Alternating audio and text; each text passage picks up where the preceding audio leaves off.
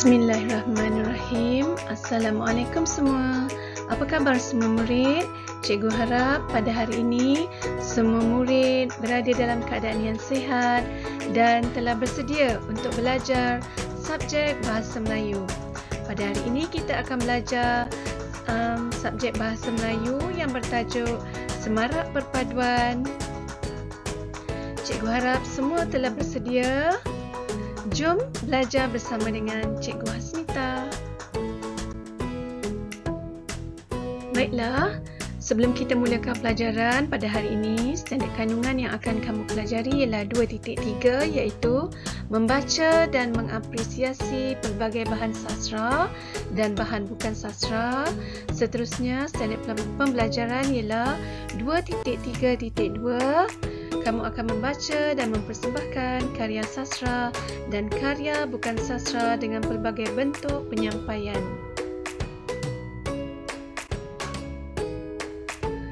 Baiklah, seterusnya ialah objektif pembelajaran pada hari ini. Pada akhir pengajaran dan pembelajaran di rumah, cikgu harap semua murid dapat membaca petikan dengan sebutan dan intonasi yang sesuai. Walaupun cikgu tak dengar kamu baca, tetapi cikgu harap apabila cikgu baca nanti petikan itu, kamu dapat baca bersama-sama dengan cikgu, ya.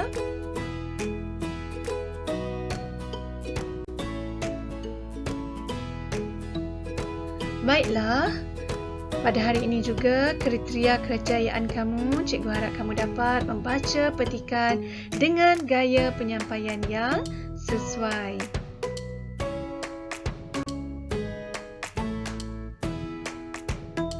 Aktiviti yang akan kamu pelajari pada hari ini ialah yang pertama ialah membaca dan memahami petikan semarak perpaduan. Kedua, kamu akan mencari langkah untuk menyemarakkan perpaduan. Dan seterusnya yang ketiga ialah melengkapkan peta minda. Jadi, cikgu harap semua murid telah pun bersedia dengan buku teks dan buku modul PDPR yang cikgu bekalkan kepada kamu sebelum cuti hari itu. Jangan lupa sertakan juga alat tulis iaitu pensel, pembaris dan pemadam. Saya harap semua murid telah pun bersedia, ya. Jom kita mulakan pelajaran kita.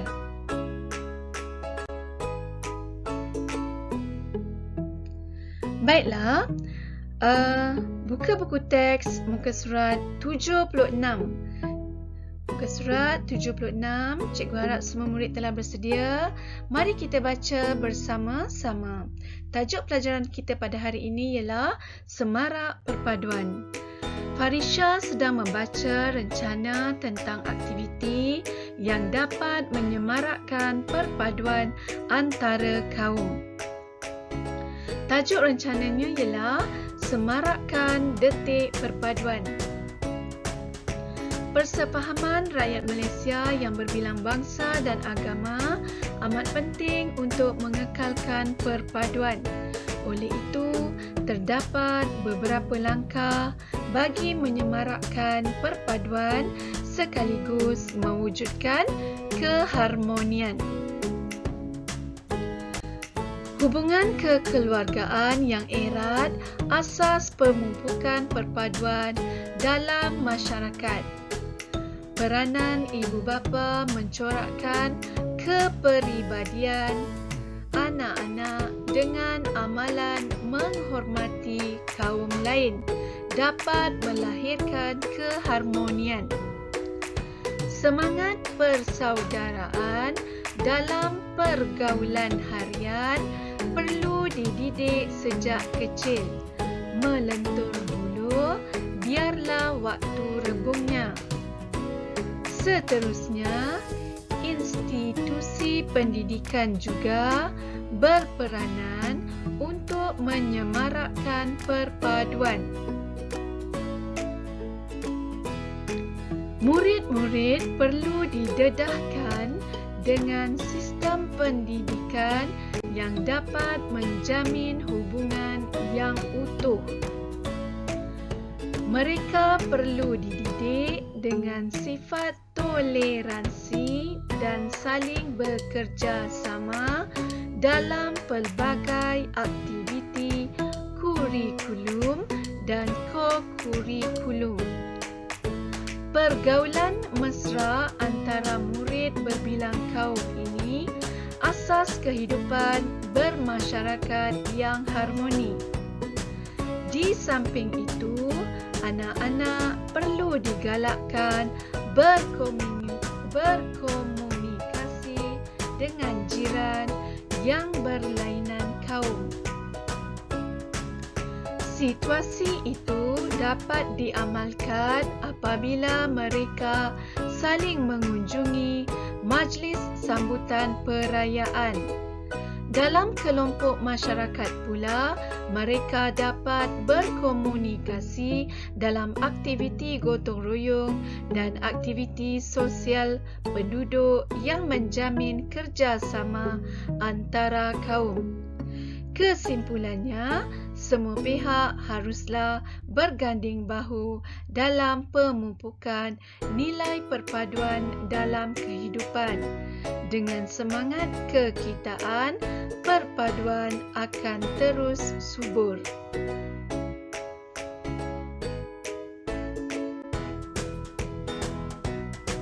Baiklah, seterusnya mari kita sambungkan bacaan kita pada muka surat 77. Farisha juga dicadangkan oleh ayahnya, Encik Farid, agar membaca imbasan sejarah tentang semarak perpaduan. Hargai perjuangan pemimpin terdahulu. Tunku Abdul Rahman, Tun Tan Cheng Lock dan Tun V.T. Sambantan antara tokoh yang dijulang sebagai arkitek yang membina jambatan perpaduan yang diwariskan kepada kita. Kejayaan mereka menyatu padukan pelbagai kaum di tanah Melayu memenuhi syarat penting bagi memperoleh kemerdekaan. Wawasan seorang negarawan. Saya ingin melihat rakyat Malaysia berasa megah atas kejayaan yang dicapai oleh negara itu, oleh negara ini, serta yakin berapa banyak lagi kejayaan akan dicapai hasil semangat hidup persaudaraan antara satu sama lain. Tunku Abdul Rahman Putra Al-Haj. Ucapan sempena ulang tahun ke-10 kemerdekaan negara pada 12 Ogos 1967. Baiklah murid-murid, setelah kita membaca petikan ini, mari kita bincangkan apa yang dimaksudkan, apa yang diceritakan dalam petikan ini. Mari kita rujuk semula muka surat 76.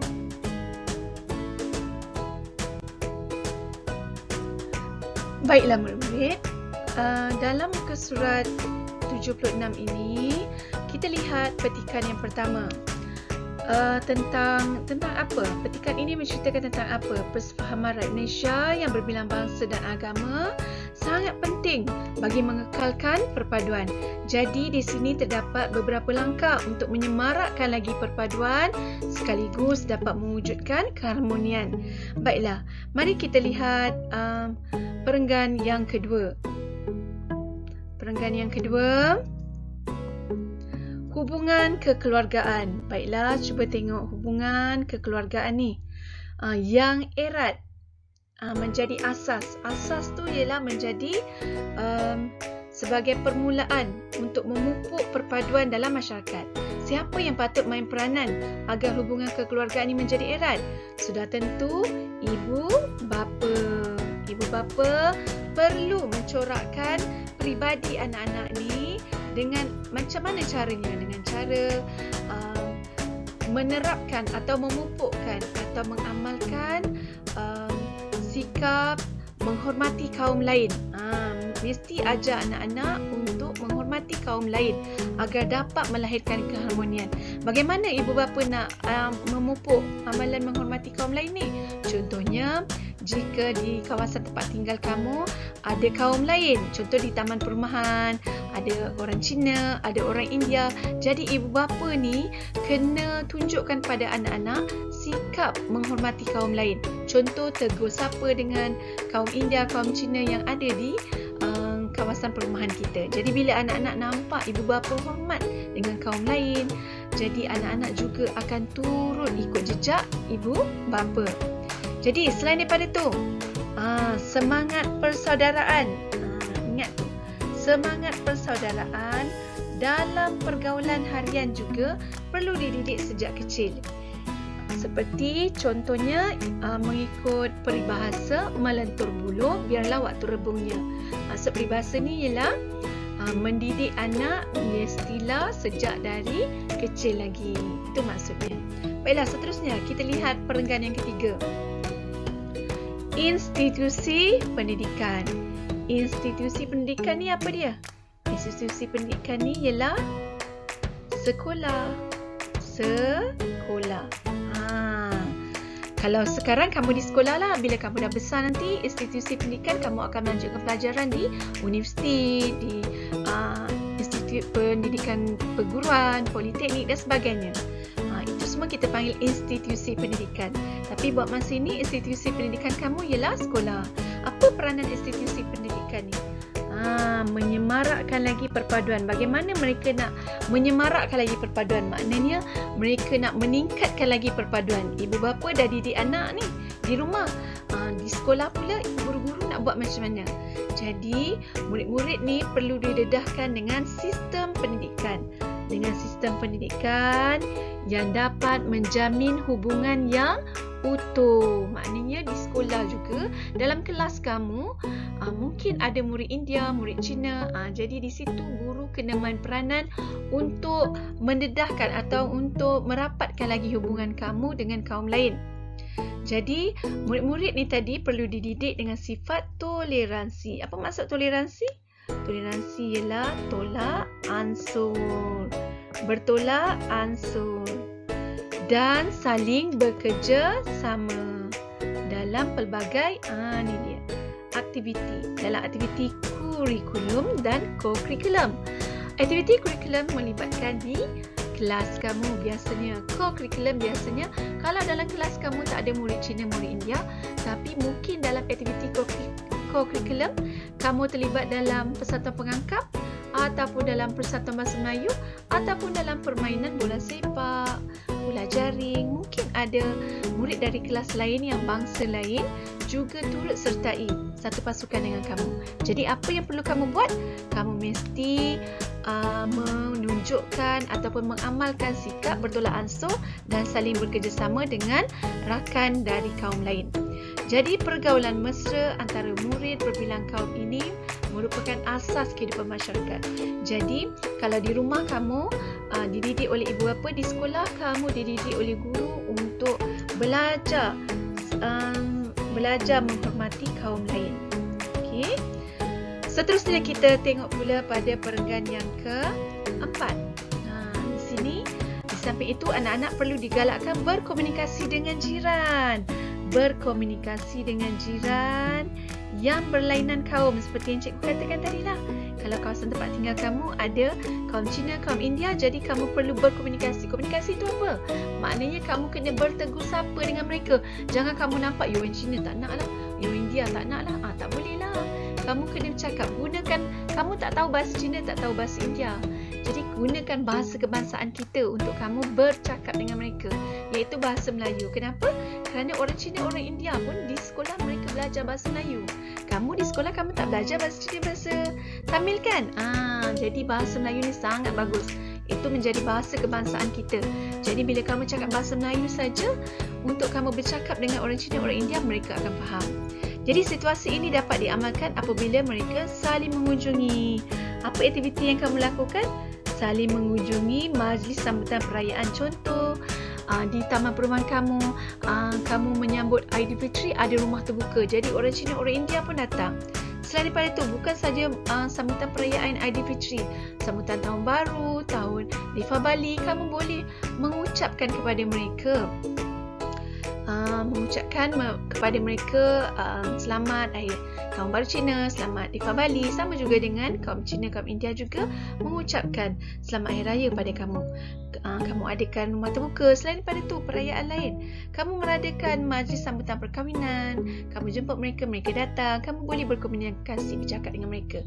Begitu juga dengan mereka juga mengadakan majlis hari jadilah, majlis apa-apa saja, kenduri apa semua, mereka jemput, kamu pun jemput mereka datang, mereka akan datang. Baiklah, dalam kelompok masyarakat pula, mereka dapat berkomunikasi dalam aktiviti. Aktiviti lain selain daripada perayaan tadi, ada aktiviti gotong royong, aktiviti sosial seperti cikgu cakap tadi. Aktiviti gotong royong, kalau di kawasan perumahan kamu ada aktiviti gotong royong untuk membersihkan kawasan taman. Jadi kamu boleh dalam satu kumpulan, kamu bekerjasama dengan kaum Cina, kaum India untuk sama-sama membersihkan kawasan taman kamu. Kalau ada jiran kamu yang sakit, itulah dia, kamu perlu saling membantu. Aktiviti sosial seperti yang cikgu cakapkan tadi, kalau ada sambutan hari jadi, hari keluarga, kita mesti sama-sama untuk memupukkan perpaduan antara kaum. Baiklah, seterusnya, kesimpulannya semua pihak haruslah berganding bahu. Bukan saja ibu bapa, bukan saja pihak sekolah, tetapi juga melibatkan masyarakat, iaitu tempat kamu tinggal. Jadi perlu berganding bahu dalam memupuk nilai perpaduan dalam kehidupan. Dengan semangat kekitaan, perpaduan akan terus tumbuh. Jadi bila kita mengamalkan semangat perpaduan kaum di rumah, di kawasan ibu bapa didik anak-anak, di sekolah pula kamu dengan kawan-kawan yang berlainan kaum, di tempat tinggal kamu dengan masyarakat kamu yang berbilang kaum, jadi tidak akan adanya berlaku perselisihan faham, tidak akan berlakunya pergaduhan. Itu ya. Jom kita tengok muka surat 77.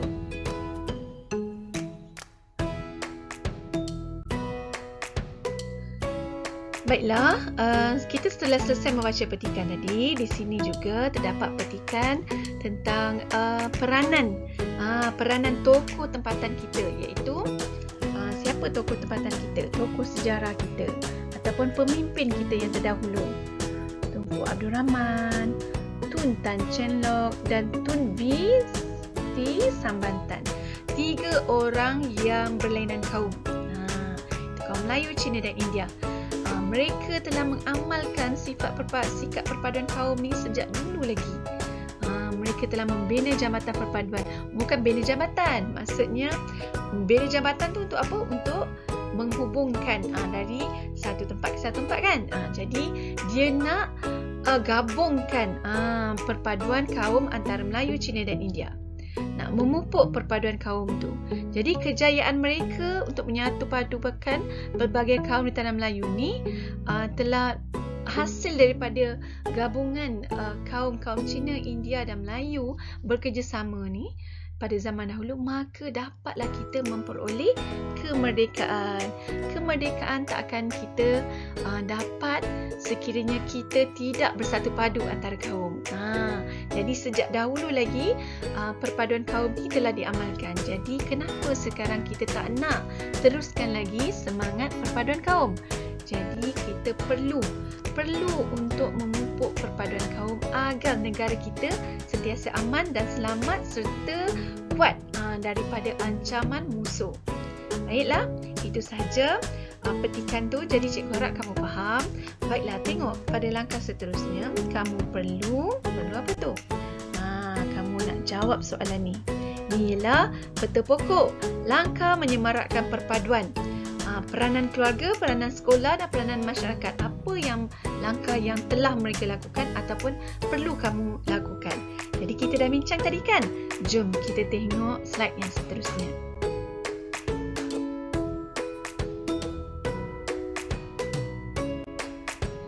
Baiklah, sekarang buka modul PDPR kamu. Buka modul kamu. Muka surat, kalau tak silap cikgu, muka surat yang kedua. Muka surat yang kedua. Baiklah, seperti yang telah cikgu beritahu sebentar tadi, kemahiran membaca, kemahiran pada hari inilah kemahiran membaca, Kemudian standard pembelajaran kamu ialah membaca dan mempersembahkan karya sastra. Dan karya bukan sastra dengan pelbagai bentuk penyampaian. Maknanya kita dah baca sebentar tadi dan kita dah baca tentang petikan sejarah tadi, maksud saya petikan tokoh pemimpin tadi.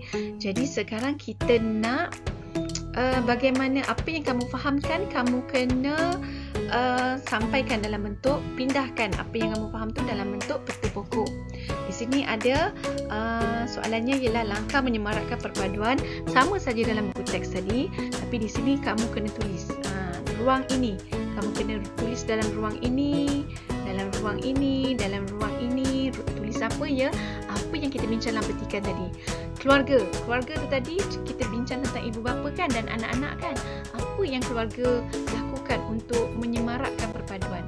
Maknanya untuk memupuk perpaduan. Pihak sekolah, guru dan murid-murid, apa yang mereka lakukan?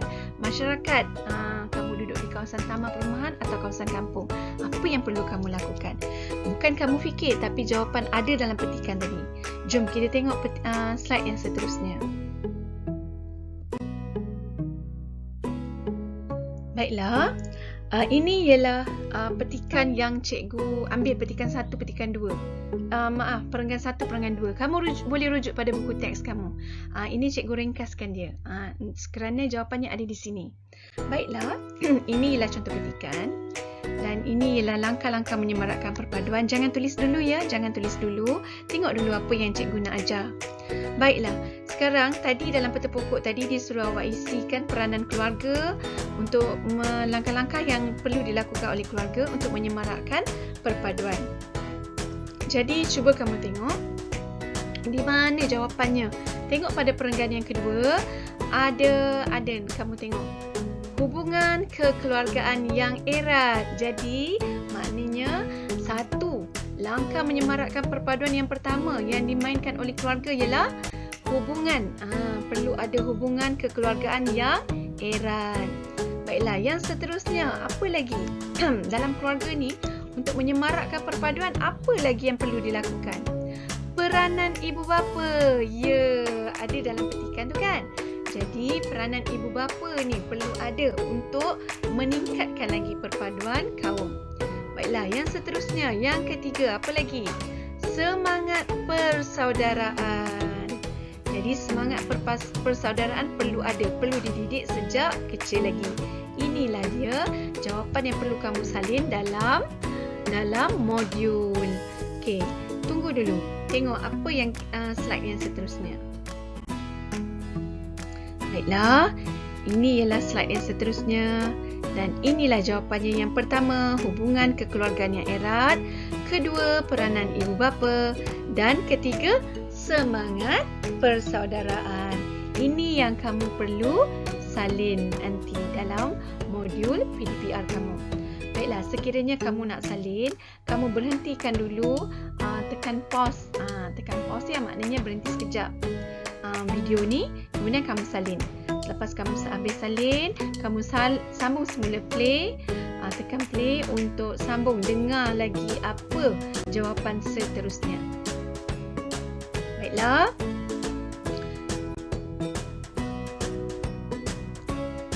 Baiklah, mari kita lihat petikan yang seterusnya, iaitu petikan ketiga. Kita nak cari langkah-langkah menyemarakkan perpaduan yang dimainkan oleh pihak sekolah. Baiklah, dalam petikan ini, apa langkah yang pertama yang dilakukan oleh pihak sekolah? Ya, sistem pendidikan. Jadi, tulis di bawah ialah sistem pendidikan. Sistem pendidikan yang diamalkan oleh pihak sekolah yang dapat menjamin hubungan yang utuh dalam perpaduan antara kaum. Jadi kita gariskan, awak tulis nombor 1 sistem pendidikan saja. Baiklah, yang kedua, apa lagi? Yang kedua ialah peranan yang dimainkan dalam aktiviti kurikulum dan co-curriculum. Aktiviti kurikulum dan co-curriculum. Dan yang ketiga ialah pergaulan mesra antara murid berbilang kaum.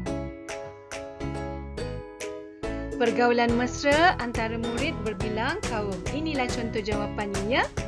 Baiklah, langkah untuk cara nak tulis dalam jawapan kamu. Kejap cikgu akan tunjuk ya. Baiklah, inilah dia. Yang pertama, sistem pendidikan. Yang kedua, aktiviti kurikulum dan co-kurikulum. Dan yang ketiga, pergaulan mesra antara murid berbilang kaum. Inilah jawapan untuk peranan pihak sekolah. Baiklah, seterusnya kita akan tengok slide yang seterusnya untuk jawapan peranan pihak masyarakat. Baiklah, seterusnya mari kita lihat petikan ini yang berkaitan dengan masyarakat. Petikan yang keempat. Okey, nak cari jawapan dia, apa dia? Di samping itu, anak-anak perlu digalakkan berkomunikasi dengan jiran yang berlainan kaum. Jadi jawapannya ialah berkomunikasi dengan jiran yang berlainan kaum. Baiklah, seterusnya, apa lagi? Ya, saling mengunjungi majlis sambutan perayaan. Itu langkah yang kedua. Dan yang ketiga ialah aktiviti gotong royong dan aktiviti sosial. Itu jawapannya. Jadi, mari kita lengkapkan peta minda. Yang pertama ialah berkomunikasi dengan jiran berbilang kaum. Kedua, saling mengunjungi semasa perayaan. Dan yang ketiga, aktiviti gotong royong dan aktiviti sosial. Inilah jawapan untuk kamu lengkapkan dalam buku modul PDPR. Jadi cikgu harap kamu dapat salin semua jawapan ini. Selepas kamu habis salin ini, kamu ambil gambar dan kamu hantar ke Telegram. Cikgu tak nak awak hantar ke WhatsApp tau. Hantar ke Telegram dalam grup Telegram tahun 5. Boleh ya? Cikgu harap